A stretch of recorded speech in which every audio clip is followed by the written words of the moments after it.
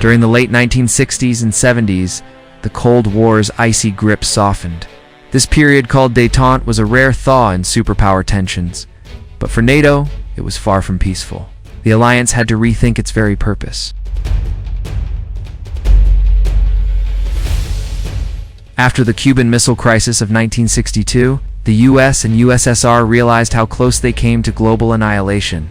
Talks began. Treaties followed. But what did this mean for NATO, the military pact created to defend the West from Soviet aggression?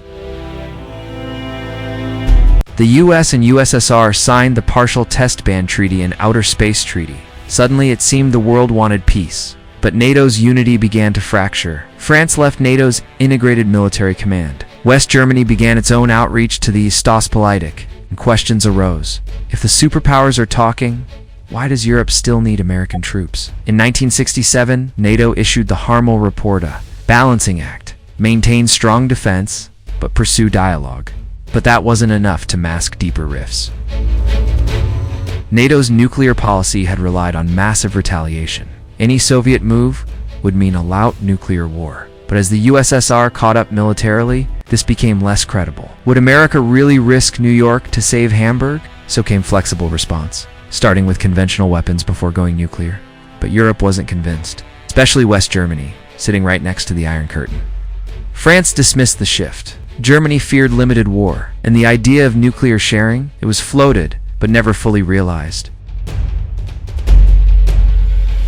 Chancellor Willy Brandt launched Ostpolitik treaties with Eastern nations, family reunions across the Berlin Wall, diplomacy over division. Some NATO allies supported it. Others worried Germany was cozying up to the enemy. But Brandt insisted this was not betrayal, it was strategy.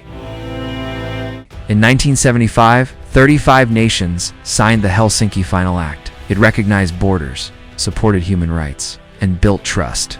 NATO had helped guide the process. Détente, it seemed, could work. But behind the scenes, a storm was brewing. In 1979, Détente shattered. The USSR deployed SS-20 nuclear missiles. NATO responded with the dual-track decision to deploy new missiles in Europe, but also talk peace. Massive protests erupted. Germans feared becoming ground zero. France wouldn't host missiles. NATO stood firm, but the cracks were visible. In 1980, Ronald Reagan took office. Détente was over. Reagan called the USSR an evil empire and launched a massive arms buildup. Then came SDI, the Star Wars missile shield, a space-based defense that could destroy nukes before they hit. Revolutionary and terrifying. Europe panicked. France called it fantasy. Germany worried it would end arms control.